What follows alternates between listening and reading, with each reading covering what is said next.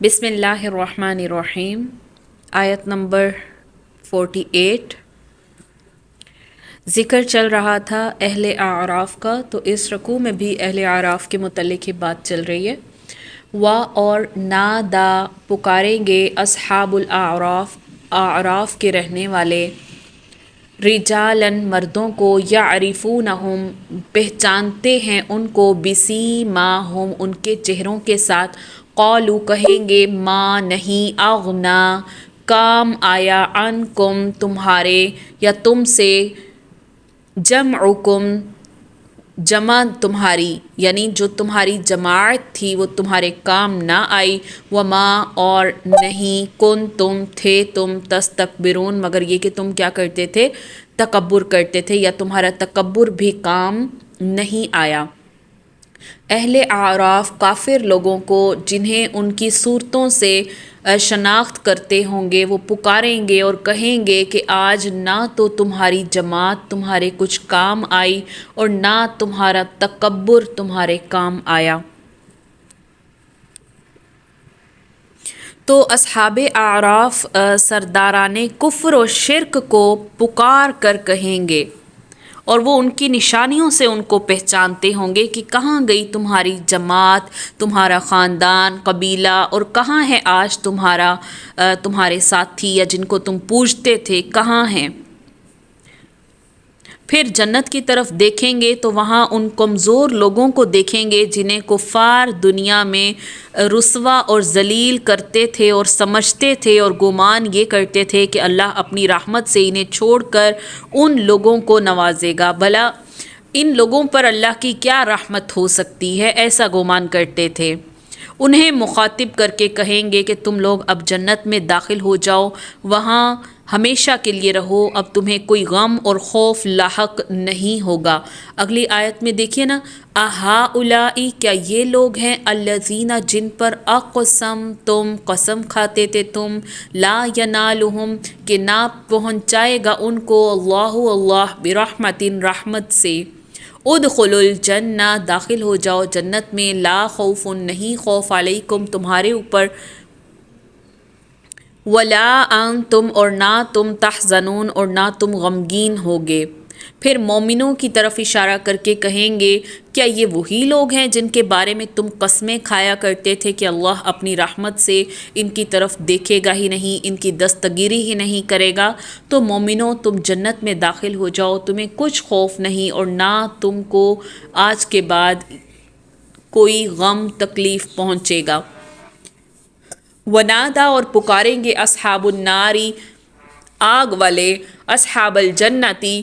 جنت والوں کو، ان یہ کہ افیزو ڈال دو، علینا ہمارے اوپر، من الماء پانی میں سے، او یا مما اس میں سے جو رزقکم اللہ رزق دیا تمہیں اللہ نے، قالو کہیں گے، ان اللہ بے شک اللہ تعالیٰ نے، حرمہما حرام کیا ہے اس کو، علی الکافرین کافروں پر۔ تو دوزخی جو ہیں وہ جنتیوں سے گڑ گڑا کر کیا کہیں گے کہ کسی قدر ہم پر پانی بہا دو تاکہ عذاب کی شدت کم ہو سکے، یا رزق جو اللہ نے تمہیں عنایت فرمایا ہے ان میں سے کچھ ہمیں بھی دے دو۔ تو وہ جواب دیں گے کہ اللہ نے جنت کا پانی اور رزق کافروں پر حرام کر دیا ہے۔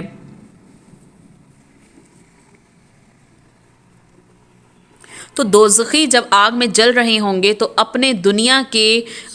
جو ساتھی تھے جنت میں جو ہوں گے ان سے فریاد کریں گے کہ ہم پر بھی کچھ پانی گرا دو تاکہ ہمیں کچھ آرام مل سکے، یا کھانے کو دے دو تاکہ ہم پیٹ بھر سکیں۔ تو اہل جنت کا جواب کیا ہوگا کہ تم پر یہ ساری چیزیں حرام ہیں، کس وجہ سے؟ کیونکہ تم اللہ کی نافرمانی کر کے خود ہی گنہگار بنے ہو اور خود ہی تم نے جہنم کی عذاب کو خریدا ہے۔ الذین جنہوں نے اتخذوا پکڑا، دینہم اپنے دین کو، لہون کھیل، ولعبن اور تماشا، وغرتہم الحیات الدنیا اور فریب دیا ان کو دنیا کی زندگی نے، فالیوم پس آج، ننساہم بھول جائیں گے ہم، کما جیسے نسو وہ بھول گئے تھے، لقاء ملاقات کو، یومہم آج کے دن کی، یہ اپنے دن کی ملاقات کو بھول گئے تھے. ہاذا یہ ہے، وما اور نہیں، کانو تھے، بھی آیاتنا مگر وہ ہماری آیات کے ساتھ کیا کرتے تھے، یجحدون اس کا انکار کرتے تھے. تو کیا فرمایا، جنہوں نے اپنے دین کو کھیل اور تماشا بنا رکھا تھا اور دنیا کی زندگی نے ان کو دھوکے میں ڈال رکھا تھا، فَالْيَوْمَ نَنْسَاهُمْ كَمَا نَسُوا لِقَاءَ يَوْمِهِمْ هَٰذَا، تو جس طرح یہ لوگ اس دن کے آنے کو بھولے ہوئے تھے اور ہماری آیتوں کے منکر ہو رہے تھے، اسی طرح آج ہم بھی انہیں بلا دیں گے. تو جو انسان روز آخرت پر اور اللہ کے سامنے جواب دہی پر ایمان نہیں رکھتا، اس کی زندگی ایمان رکھنے والوں سے مختلف ہوتی ہے. اس کی زندگی کا مقصد کیا ہوتا ہے، صرف یہی رہ جاتا ہے کہ دنیا میں جس قدر عیش و عشرت کر سکتا ہے کر لے، جس جائز ناجائز طریقے سے مال آتا ہے آئے پڑا. اور ان کی نظروں میں یہ دنیا کیا ہوتی ہے، صرف ایک کھیل تماشا ہی ہوتی ہے جس میں ہر شخص اپنی حیثیت کے مطابق عیش و عشرت سیر و تفریح کر کے اس دنیا سے رخصت ہو جاتا ہے. اور قیامت کے دن ایسے لوگوں سے سلوک بھی ان کے نظریے کے مطابق ہی کیا جائے گا. انہوں نے روز آخرت کو اور اللہ کے سامنے جواب دہی کو بھلایا تھا تو اللہ بھی انہیں ایسے ہی بھلا دے گا. یعنی جب وہ آگ میں جل رہے ہوں گے تو جلتے رہیں گے، بھوکے پیاسے رہیں گے، اور بھوکے پیاسے اس طرح کہ انہیں نہ کچھ کھانے کو ملے گا اور نہ ہی پینے کو ملے گا، تاکہ دنیا میں جو وہ عیاشیاں کر چکے ہیں ان کا رد عمل اب دیکھ لیں. وَلَقَدْ اور البتہ تحقیق جئناہم لائے ہیں ہم ان کے پاس بے کتاب ان کتاب فصلناہ مفصل بیان کیا ہے ہم نے اسے علی علم اوپر علم کے ہدن ہدایت ہے، وہ رحمتن اور رحمت ہے لقوم ایسی قوم کے لیے یؤمنون جو ایمان لاتے ہیں. اور ہم نے ان لوگوں کے پاس ایک ایسی کتاب پہنچا دی جس کو ہم نے اپنے علم کامل سے بہت واضح کر کے بیان کر دیا، اور وہ ذریعہ ہدایت اور رحمت ان لوگوں کے لیے ہے جو ایمان لائے ہیں. پھر سوال پیدا ہوتا ہے کہ کتاب اللہ رحمت کیسے ہے؟ یعنی ہم نے اپنے علم کی بنا پر یہ بتلا دیا کہ نیکوکاروں کا انجام ایسا ہوگا اور بدکاروں کا ایسا، اور آخرت کا دن بھی یقینی ہے، اور ہر عمل کی جزا و سزا ان کے عمل کے مطابق ہی ان کو ملے گی. بدکاروں پر دنیا میں بھی عذاب آتا ہے اور آخرت میں بھی عذاب یقینی ہے، غرض کہ جیسا وہ کام دنیا میں کریں گے اسی کے متبادل وہاں پر پائیں گے. اگر دنیا میں خوشگوار زندگی گزار رہے ہیں، اللہ کو بھول کر غفلت میں ڈوبے ہوئے ہیں، تو آخرت میں اس سے بڑھ کر ان کو عذاب پہنچے گا. حل نہیں، ینظرون وہ انتظار کرتے، الا مگر تأویلہ مگر ظاہر ہونا اس کی حقیقت کا، یوم جس دن یاتی آئے گی، تأویلہ حقیقت اس کی، یقول کہیں گے الذین وہ لوگ جو نسوہ بھول گئے تھے اسے، من قبل اس سے پہلے، قد تحقیق جاءت آئے تھے، رسول ربنا ہمارے رب کے، بالحق حق کے ساتھ. فَحَلْ پس کیا ہے، لنا ہمارے لیے، من شفعاء کہ کوئی سفارش کرنے والا، فیشفعوا کہ وہ سفارش کریں، لنا ہمارے لیے، او یا نردو یا پھیرے جائیں ہم، فنعمل پس عمل کریں، غیر الذی اس کے علاوہ، کننا نعمل جو ہم عمل کرتے تھے، قد تحقیق خسروا خسارہ پایا، انفسہم انہوں نے اپنی جانوں کو خسارہ پہنچایا، وضل اور کھو گیا، ما کانوا جو کچھ تھے، یفترون وہ گھڑتے. تو اس آیت میں کیا فرمایا کہ ان لوگوں کو اور کسی بات کا انتظار نہیں ہے، صرف اس کے آخری نتیجے کا انتظار ہے. جس روز آخری نتیجہ پہنچ آئے گا اس روز وہ لوگ اس کو پہلے سے بھولے ہوئے تھے اور یوں کہیں گے کہ واقعی ہمارے رب کے پیغمبر سچی سچی باتیں لاتے تھے، سو اب ہم کیا کوئی ایسا سفارشی پاتے ہیں کہ جو ہماری سفارش کر دے، یا کیا ہم پھر واپس جا سکتے ہیں، یا ہم واپس بھیجے جا سکتے ہیں تاکہ ہم لوگ ان اعمال کے جو ہم کیا کرتے تھے ان کے برخلاف دوسرے اعمال کریں. تو بے شک ان لوگوں نے اپنے آپ کو خسارے میں ڈال دیا، اور یہ جو باتیں تراشتے تھے وہ سب گم ہو گئی. تو تعویل سے مراد یہاں پر جو آیا نا، تعویل سے مراد کسی خبر کا مصداق یا اس کے واقع ہونے کا وقت ہے، تو یہاں مراد یہ قیامت کا واقع ہونا ہے، یعنی کہ جب قیامت واقع ہو جائے گی اس وقت کافر کہیں گے کہ وہ بات تو سچ نکلی جو رسول کہا کرتے تھے،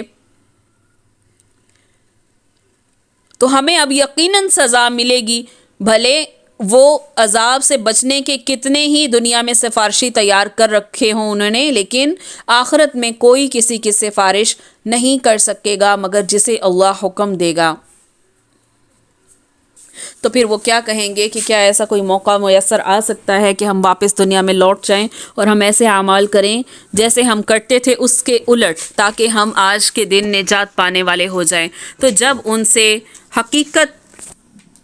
ظاہر ہو گئی، ان پر حقیقت ظاہر ہو گئی، غیب کے پردے اٹھ گئے، تو پھر اب ایمان لانا کیسی فرما برداری، کیونکہ ایمان کی صفت ہی یہ ہے کہ غیب پر ایمان لایا جائے۔ آنکھوں دیکھی چیزوں پر تو کافر بھی یقین کرتے ہیں، تو اس وقت ایمان لانے کا مطلب کچھ بھی نہیں، اس ایمان کا کوئی فائدہ ہی نہیں۔ اِنَّ بے شک ربکم اللہ، تمہارا رب اللہ ہے، الذی جس نے خلق پیدا کیا سماوات یا آسمانوں کو، والارض اور زمین کو، فی ستۃ ایام 6 دنوں میں، ثم پھر استویٰ بلند ہوا، علی العرش عرش پر، یغشی اللیل ڈھانپ دیتا ہے رات کو، بالنہار لیل النہار رات کو دن پر، یطلبہ ڈھونڈتا ہے اس کو، حثیثاً تیزی سے، والشمس اور سورج کو، والقمر اور چاند کو، والنجوم اور تاروں کو، مسخرات مسخر کیے ہوئے ہیں، بامرہ اس کے حکم کے ساتھ۔ الا خبردار، لہو وہی ہے، خلق پیدا کرنا، والامر اور حکم اسی کا ہے، تبارک اللہ بہت برکت والا ہے اللہ، رب العالمین جو رب ہے دونوں جہانوں کا۔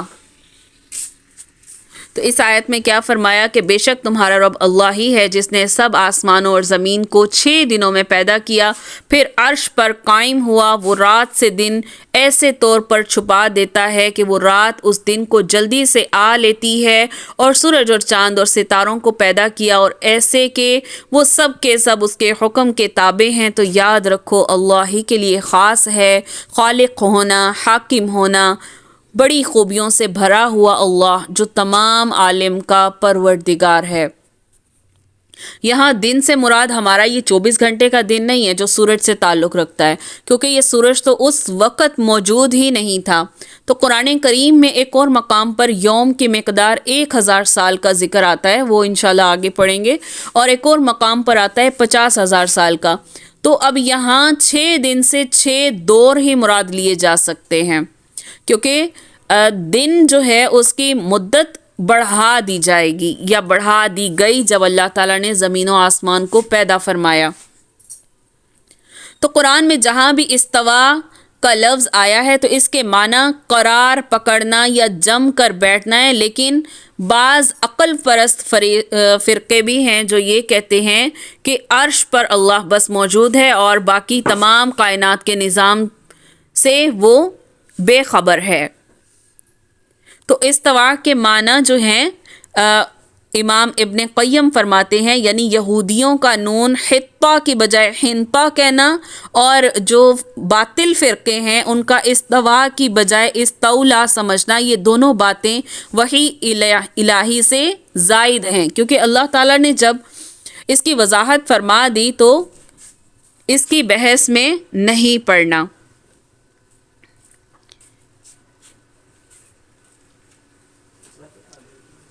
پھر اس کے بعد یہاں یہ نہیں ہو سکتا کہ کائنات کی ایک ایک چیز کا خالق تو اللہ ہو، اور تدبیر کرنے والی کائنات میں جتنے بھی کام ہیں ان کی تدبیر کرنے والی کوئی دوسری ذات ہو، جیسے انہوں نے بنا رکھے تھے کوئی بارش برسانے کا دیوتا، کوئی فصلیں پیدا کرنے والا، کوئی دوسرا مال و دولت عطا کرنے والا۔ تو جو چیزیں خود اللہ تعالیٰ کے فرمان کے آگے بے بس اور مجبور ہیں، وہ دوسری چیزوں پر کیا حکم چلا سکتی ہیں؟ تو اس لیے مالک وہی ہے اور وہی تمام جہانوں کا پیدا کرنے والا ہے، بڑی بابرکت ذات ہے۔ ادعو پکارو ربکم اپنے رب کو تضرعاً عاجزی سے وخفیہ اور چپکے چپکے انہو بے شک وہ لا یحب نہیں وہ دوست رکھتا معتدین حد سے نکلنے والوں کو۔ تو یہاں پر دعا کے آداب بتا دیے۔ تو ایسے ہی ہر چیز کے خالق و مالک اور بابرکت اللہ تعالیٰ کے سامنے تمہیں اپنی حاجات پیش کرنا چاہیے، اسی سے فریاد کرو، اسی کی عبادت کرو، اسی کے سامنے عاجزی اور انکساری سے دعا کرو، تہہ دل سے اور دل میں دعا کرو۔ دعا میں ریاکاری کا دخل نہیں ہونا چاہیے، دعا میں ادب کا لحاظ رکھا جائے، ایسی چیزوں کی دعا نہ مانگے جو عادتاً یا شرعاً محال ہوں، لغو چیزوں کی طلب کرنے کے لیے، یا ایسا سوال کرے جو مانگنے والے کی شان اور حیثیت کے مطابق حال نہ ہو۔ مثال کے طور پر کوئی اپنے لیے بادشاہ بننے کی دعا کرے کہ بیٹھے بٹھائے بادشاہت مل جائے، تو ایسی دعا کرنا بھی حد سے بڑھنے کے ضمن میں آتا ہے۔ وَلَا تُفْسِدُوا اور نہ تم فساد کرو فی الارض زمین میں بعد اصلاحها اس کی درستگی کے بعد، وَدْعُوهُ اور پکارو اسے خوفاً ڈر کر، وطمعاً اور طمع سے،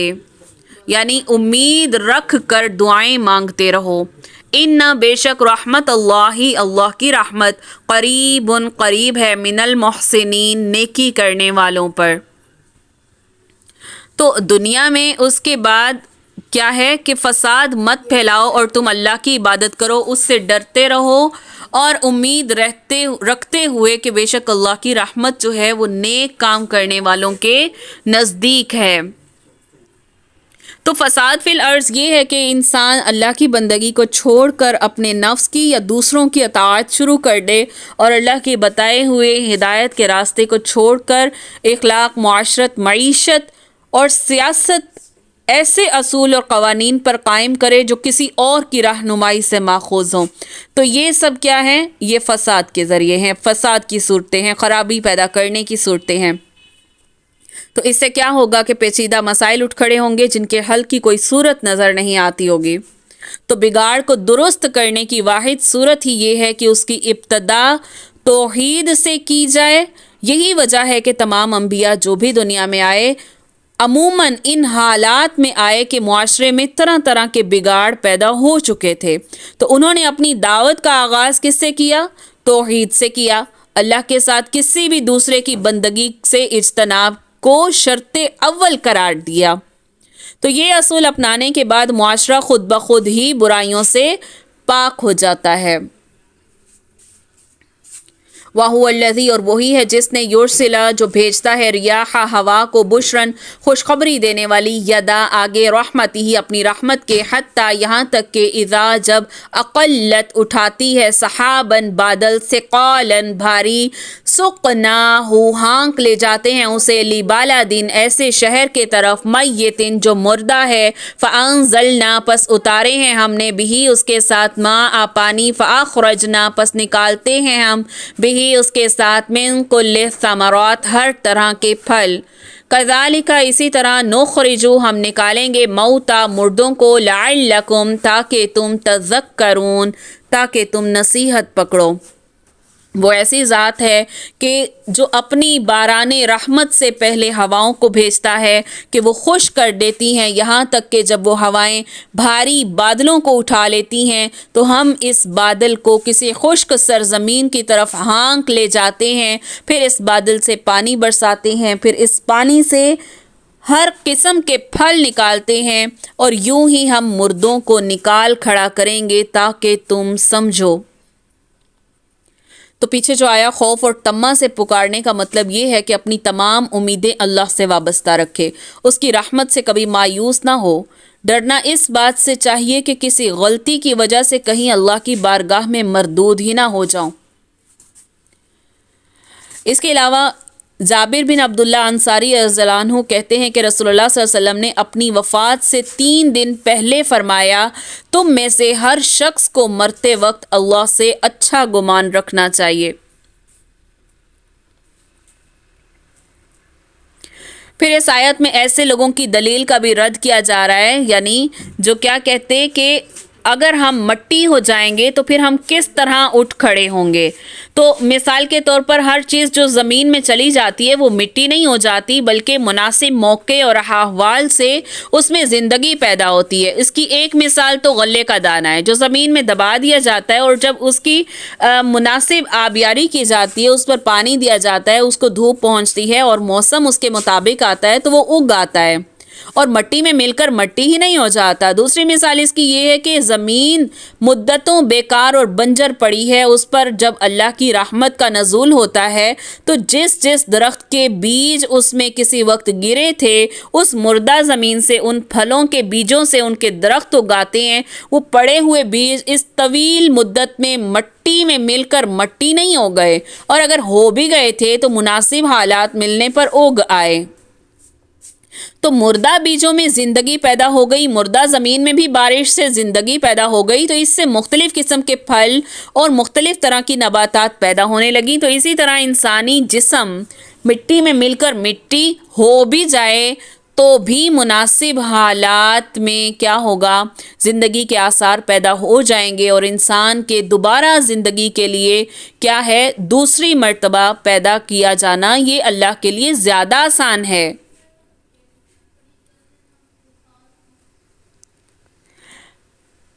پھر انسان کا جسم مٹی میں مل کر مٹی بن جاتا ہے، صرف اس کی ریڑھ کی ہڈی کی دم جسے عجب الذنب عین جیم با الف لام زال نون با کہتے ہیں، یہ باقی رہے گی اور یہی ہڈی بیج کا کام دے گی. حدیث میں آیا ہے کہ جب سور میں دوسری بار پھونکا جائے گا تو لوگ زمین سے اس طرح اگ آئیں گے جیسے بارش سے نباتات اگ آتی ہیں، اور یہی اس آیت کا مطلب ہے. والبلد اور شہر طیب پاکیزہ یخرج نکلتی ہے نبات اس کی کھیتی باذن ربی ہی اس کے رب کے حکم سے، والذی اور جو خبوث خبیث ہے لا یخرج نہیں نکلتی الا مگر ناکیدہ مگر تھوڑی. کذالک اسی طرح نصرف ہم بیان کرتے ہیں آیاتی نشانیاں لقوم ایسی قوم کے لیے یشکرون جو شکر ادا کرے. اور جو ستھری سرزمین ہوتی ہے اس کی پیداوار تو اللہ کے حکم سے خوب نکلتی ہے، اور جو خراب ہوتی ہے اس کی پیداوار بھی کم نکلتی ہے. اسی طرح ہم دلائل بھی طرح طرح سے بیان کرتے ہیں ان لوگوں کے لیے جو شکر کرتے ہیں. تو معاشرے میں دو طرح کے لوگ ہیں، یعنی آیت میں مردہ زمین کے زندہ ہو جانے سے آخرت کی زندگی دلیل کے طور پر پیش کی گئی، اور اس آیت میں مختلف قسم کے لوگوں کی دلی کیفیت کو زمین کے مختلف طبقات کی مانند قرار دے کر لوگوں کا حال بیان کیا جا رہا ہے. یعنی جس طرح زمین کے بعض قطعات جو ہوتے ہیں وہ عمدہ ہوتے ہیں، زرخیز ہوتے ہیں، شاداب ہوتے ہیں، اور بعض کیا ہوتے ہیں، نباتات کی بجائے وہاں پر صرف جھاڑ یعنی کیا پیدا ہوتا ہے، گھاس پھوس ہی پیدا ہوتا ہے. حالانکہ ان سب پر بارش بھی ایک جیسی ہی پڑتی ہے، مگر وہاں پر کانٹے دار جھاڑیاں اگاتی ہیں. وَلَقَدْ اور البتہ تحقیق ارسلنا بھیجا ہم نے نوح کو الی قومہ ایسی قوم کی طرف، فقال پس کہا یا قومی اے میری قوم اعبدو عبادت کرو اللہ کی، ما نہیں لکم تمہارے لیے من الہ کوئی الہ غیر اس کے علاوہ کوئی الہ نہیں ہے، کوئی معبود نہیں ہے. انی بے شک میں اخاف میں ڈرتا ہوں علیکم تمہارے اوپر عذاب یوم عظیم بڑے دن کے عذاب کا مجھے تمہارے اوپر ڈر ہے، اندیشہ ہے. ہم نے نوح علیہ السلام کو ان کی قوم کی طرف بھیجا تو انہوں نے فرمایا اے میری قوم تم اللہ کی عبادت کرو، اس کے سوا کوئی تمہارا معبود ہونے کے قابل بھی نہیں ہے، مجھ کو تمہارے لیے ایک بڑے دن کے عذاب کا اندیشہ ہے. تو سیدنا آدم علیہ السلام کی وفات کے بعد مدتوں ان کی اولاد ہدایت کی راہ پر قائم رہی، پھر آہستہ آہستہ ان میں بگاڑ پیدا ہونے لگا، اور پہلے بتایا جا چکا ہے کہ فساد فی الارض کی بنیاد شرک پر ہی اٹھتی ہے. تو ابن عباس رضی اللہ عنہ کی روایت کے مطابق اس شرک کا آغاز اس طرح ہوا کہ اس قوم سے وقتاً فوقتاً 5 بزرگ اور صالح قسم کے لوگ وفات پا گئے. جنہیں دیکھ کر ہی اللہ تعالیٰ کی یاد آنے لگتی تھی۔ جب یہ بزرگ فوت ہو گئے تو عبادت گزار لوگوں نے ان کے خلا کو بری طرح محسوس کیا۔ شیطان نے انہیں اپنی پٹی پڑھائی کہ اگر تم ان بزرگوں کے مجسمے بنا کر سامنے رکھ لو تو تمہیں مطلوبہ فائدہ حاصل ہو سکتا ہے۔ تمہارا اللہ کی عبادت میں اسی طرح دل لگا رہے گا جس طرح ان کی موجودگی میں لگا کرتا تھا۔ تو سادہ قسم کے لوگ یہ شیطان کے اس فریب میں آ گئے۔ انہوں نے ان 5 بزرگوں کے مجسمے بنا کر مسجدوں میں اپنے سامنے رکھ لیے۔ یہ لوگ تو ان مجسموں کو دیکھ کر اللہ ہی کی عبادت کرتے رہے، مگر بعد میں آنے والی نسلوں نے انہی مجسموں کی پرستش شروع کر دی۔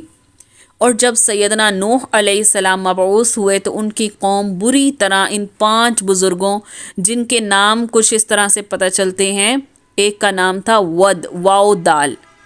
اور دوسرے کا نام سین واو الف عین سوار، تیسرے کا نام یغوس یا غین واو سا یغوس، چوتھے کا نام یعوق یا عین واو قاف، اور 5ویں کا نام نصر نون سین را۔ تو اس کا ذکر سورہ نوح میں بھی آئے گا۔ تو کیا تھا کہ یہ لوگ ان کی پرستش میں ان کے مجسموں کی پرستش کرنے لگ گئے تھے۔ تو نوح علیہ السلام کا جو دعوت کا مرکز تھا وہ عراق کا علاقہ تھا، اور غالباً اس وقت دنیا کا صرف یہی علاقہ انسانوں سے آباد تھا، اور ابتداءً دجلہ اور فرات کا درمیانی علاقہ آپ کی تبلیغ کا مرکز بنا۔ تو اس بگڑے ہوئے معاشرے کی اصلاح کا آغاز نوح علیہ السلام نے بھی اسی دعوت سے کیا، اور ساتھ ہی اس بات پر تنبیہ بھی دے دی کہ اگر تم شرک سے باز نہیں آؤ گے تو تمہیں سخت قسم کا عذاب پہنچے گا۔ قال کہا ملأ سرداروں نے من قومہ اس کی قوم سے، انا بے شک ہم لنراک البتہ دیکھتے ہیں تمہیں فی ضلال گمراہی میں مبین کھلی گمراہی میں۔ تو انبیاء علیہ السلام کی دعوت کی مخالفت میں عموماً قوم کے سردار ہی آگے ہوتے ہیں، اور اس کی بڑی وجہ تو یہ ہوتی ہے کہ اگر وہ نبی کی دعوت قبول کر لیں تو انہیں اس مناسب یعنی ان کے جو نسب ہیں ان سے دستبردار ہونا پڑتا ہے، جو معاشرے میں انہیں حاصل ہوتا ہے۔ یعنی کہ جو سردار ہے وہ کسی نہ کسی منصب پر فائز ہے نا، اگر وہ نبی کی اتباع کرنے لگے، نبی کی دعوت کو قبول کر لے تو انہیں اپنے اس مقام سے دستبردار ہونا پڑتا ہے۔ جب نبی یہ دعوت دیتا ہے کہ اللہ کے سوا تمہارا کوئی حاجت روا، تمہارا کوئی مشکل کشا نہیں ہے، تو ان کے بتوں کی توہین ہو جاتی ہے، اور اس کے ساتھ ساتھ ان کی اپنی عقلیں اور آباء و اجداد کی عقلوں کی بھی توہین ہو جاتی ہے۔ تو یہ سردار قسم کے لوگ انبیاء علیہ السلام کی دعوت پر فوراً بھڑک اٹھتے ہیں، اور یہی وہ طبقہ ہوتا ہے جن کے متعلق اللہ تعالیٰ نے فرمایا اس طرح ان کا خبث باطن کی خباثت جو ہے وہ کھل کر سامنے آ جاتی ہے۔ پھر صرف یہی نہیں بلکہ یہ لوگ خود دعوت قبول نہیں کرتے، بلکہ عام طبقے کو بھی اسی راہ سے روک دیتے ہیں۔ یعنی خود تو وہ اعلیٰ منصب پر فائز ہیں، اور ان کی جو رعایا ہے، عام طبقہ ہے، ان کو بھی اس راہ سے روک دیتے ہیں، اور دعوت کے قبول کرنے پر طرح طرح کی پابندیاں لگا دیتے ہیں۔ تو ایسے لوگوں نے جو سیدنا نوح علیہ السلام کو جواب دیا تو ان کا استدلال یہ تھا، وہ دلیل یہ دیتے تھے کہ اپنے باپ دادا کے دین کو چھوڑ دینے اور کوئی اور دین اختیار کرنے سے بڑی گمراہی اور کیا ہو سکتی ہے۔ تو انہیں خود نہیں پتا تھا کہ یہ خود لوگ ہی گمراہ ہیں۔ قال کہا یا قومی اے میری قوم، لیسا نہیں بی مجھے ضلالتن گمراہی، ولکنی اور لیکن میں رسول ہوں میں رب العالمین اپنے رب کی طرف سے بھیجا ہوا، ابلغکم میں پہنچاتا ہوں تمہیں رسالاتی پیغام ربی میرے رب کا، وانصح اور خیر خواہی کرتا ہوں لکم تمہارے لیے، واعلم اور جانتا ہوں من اللہ کی طرف سے ما لا تعلمون جو کہ تم نہیں جانتے۔ تو پیچھے کیا فرمایا؟ نوح علیہ السلام نے فرمایا کہ اے میری قوم، مجھ میں تو ذرا بھی گمراہی نہیں ہے، لیکن میں پروردگار عالم کا رسول ہوں۔ پھر کیا فرمایا کہ تم کو اپنے پروردگار کا پیغام پہنچاتا ہوں اور تمہاری خیر خواہی کرتا ہوں، اور میں اللہ کی طرف سے ان تمام امور کی خبر رکھتا ہوں جن کی تمہیں کوئی خبر نہیں ہے۔ نوح علیہ السلام نے جواب میں کہا کہ گمراہی میں میں نہیں ہوں بلکہ تم گمراہی میں پڑے ہو۔ میں جو کچھ بھی کہہ رہا ہوں اپنے طرف سے نہیں کہہ رہا، بلکہ اللہ کا رسول ہونے کی حیثیت سے اس کا پیغام پہنچا رہا ہوں، اور اگر تم میری دعوت قبول کر لو تو میں تمہاری ہی بھلائی اور خیر خواہی تو اس میں تمہاری ہی بھلائی اور خیر خواہی ہے۔ ایک تو تمہاری دنیا سنور جائے گی اور دوسرا آخرت سنور جائے گی، اور عذاب الہی سے بھی بچ جاؤ گے۔ او عجب تم، کیا تعجب کرتے ہو تم ان یہ کہ جاءکم آئی تمہارے پاس ذکر نصیحت من ربکم تمہارے رب کی طرف سے، علی اوپر رجل ایک مرد کے، منکم تم میں سے، لینذرکم تاکہ ڈرائے تمہیں، ولتتقوا اور تاکہ بچو تم، ولعلکم اور تاکہ تم، ترحمون تاکہ تم پر رحم کیا جائے۔ اور کیا تم اس بات سے تعجب کرتے ہو کہ تمہارے پروردگار کی طرف سے تمہارے پاس ایک ایسے شخص کی معرفت ہو جو تمہاری ہی جنس کا ہے، کوئی نصیحت کی بات آ گئی تاکہ وہ شخص تمہیں ڈرائے اور تاکہ تم ڈر جاؤ اور تاکہ تم پر رحم کیا جائے۔ ایسا معلوم ہوتا ہے کہ انبیاء کی دعوت کے جواب میں منکرین کی طرف سے ایک ہی جیسے اعتراضات کیے جا رہے ہوں۔ ایسے ہی اعتراضات میں سے ایک یہ بھی تھا کہ تم ہمارے ہی جیسے آدمی ہو کر اللہ کے رسول کیسے ہو سکتے ہو؟ اس مقام پر اعتراض کا جواب نہیں دیا گیا، ہاں مگر بہت سے قرآن پاک کی آیات آئیں گی آگے جہاں پر اس اعتراضات کے بھی جوابات دیے گئے کہ انسانوں کی ہدایت کا اس کے سوا کوئی ذریعہ ممکن ہی نہیں تھا کہ انہی میں سے ایک رسول مبعوث کیا جائے جو انہی کی زبان میں انہیں اللہ کا پیغام پہنچا سکے۔ اگر انسانوں کے اوپر جن کو نبی بنا کر بھیج دیا جاتا تو کیا ہوتا؟ تب بھی ان کا یہی اعتراض ہوتا کہ تمہاری جو ہے تم ہمارے جنس میں سے نہیں ہو، تمہیں کیا پتا ہمیں کیا مشکلات پیش آتی ہیں، تب ان کا یہ اعتراض ہوتا۔ تو اس لیے انسان کو انسانوں کی ہی جنس سے رسول بنا کر بھیجا جو انہی کی زبان میں انہیں اللہ کا پیغام پڑھ کر سنائے۔ فَكَذَّبُوهُ پس جھٹلایا اس کو، فَأَنجَيْنَاهُ پس نجات دی ہم نے اس کو، وَالَّذِينَ اور ان لوگوں کو، مَعَهُ اس کے ساتھ، فِي الْفُلْكِ بیچ کشتی کے، وَأَغْرَقْنَا اور غرق کیا ہم نے، الَّذِينَ ان لوگوں کو، كَذَّبُوا جو جھٹلاتے تھے، بِآيَاتِنَا ہماری نشانیوں کو، إِنَّهُمْ بے شک وہ، كانوا تھے، قوماً ایسی قوم، عمین جو اندھے لوگ تھے۔ اس آیت میں کیا فرمایا کہ جو لوگ ان کو جھٹلاتے ہی رہے تو ہم نے نوح علیہ السلام کو اور ان کو جو ان کے ساتھ کشتی میں تھے بچا لیا، اور جن لوگوں نے ہماری آیات کو جھٹلایا تھا ان کو ہم نے غرق کر دیا، بے شک وہ لوگ اندھے ہو رہے تھے۔ تو نوح علیہ السلام کا قصہ جو ہے یہاں مختصر بیان کیا گیا ہے۔ اس سے تو ایسا پتہ چلتا ہے کہ ان کو اور ان کی قوم میں سوال و جواب ہوئے اور بس 2-4 ملاقاتوں میں ہو گئے، حالانکہ نوح علیہ السلام نے اپنی قوم کو 950 سال تبلیغ کی تھی۔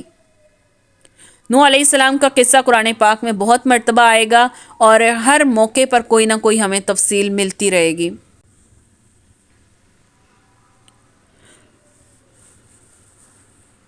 تو اب یہاں پر کیا فرمایا کہ ان کے ساتھ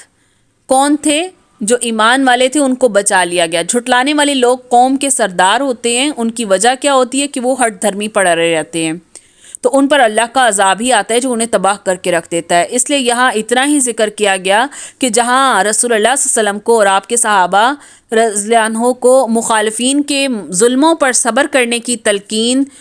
مقصد تھی، وہاں یہ بیان کر دیا گیا کہ نوح علیہ السلام نے تو 950 سال تک صبر کیا تھا۔ تو آدم علیہ السلام کے بعد ہم نے کیا پڑھا کہ آدم علیہ السلام کے بعد بہت لمبا عرصہ اتنا گزرا کہ سب لوگ کیا تھے؟ ہدایت پر ہی تھے، کیونکہ پہلے نبی آدم علیہ السلام جو دنیا پر اللہ تعالیٰ نے جنت سے بھیجا جن کو، تو ان کی وفات کے بعد بھی ان کی اولاد میں سارے ہی لوگ کون تھے؟ اطاعت کرتے تھے، اللہ ہی کی اطاعت کرتے تھے، شرک نہیں کرتے تھے۔ پھر کیا ہوا کہ جب 5 ایسے بڑے لوگ، ایسے بزرگ جو بڑے اللہ والے تھے، جن کو دیکھ کر اللہ کی یاد آتی تھی، اللہ کی یاد تازہ ہو جاتی تھی، تو ان کا انتقال ہو گیا، تو انہوں نے کیا کیا؟ ان کے مجسمے بنا لیے اور اس طرح شرک کی ابتدا ہوئی۔ ٹھیک ہے، بتوں کے پوجنے کی اس طرح سے ابتدا ہوئی، اور جب نوح علیہ السلام دوسرے آدم علیہ السلام کے بعد جب ان کو مبعوث کیا گیا، اس وقت یہ دور کیا تھا؟ بت پرستی کا دور بن چکا تھا، اور لوگ بے حد گمراہ تھے۔ پھر جب ان سے کہا گیا کہ ہدایت لے آؤ تو صرف ان لوگوں کو یہاں پر اب نجات ملی تھی جو کشتی میں سوار ہو گئے تھے اور جو نوح علیہ السلام کے ساتھ ہو گئے تھے، ٹھیک ہے۔ باقی جتنے بھی لوگ تھے ان سب کو اس طوفان میں غرق کر دیا گیا تھا، اور نوح علیہ السلام کو آدم ثانی کا لقب بھی دیا جاتا ہے۔